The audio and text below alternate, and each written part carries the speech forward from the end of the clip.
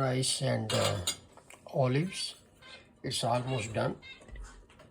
So I'm just gonna move a little bit.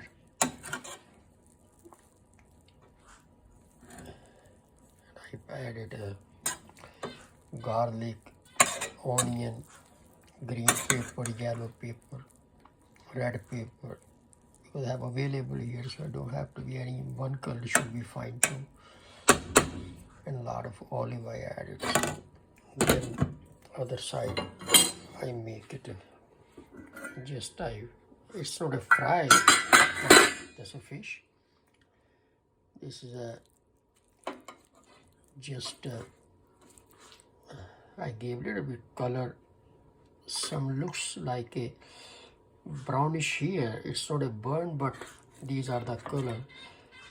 A lot of onions. I cut it round, and some seasoning, adobo, which is have a lot of salt in there, so I don't add salt. I just put adobo top of that, and then I fry with very little oil. It's not a fry actually, it's just very little oil, and then within few minutes ready.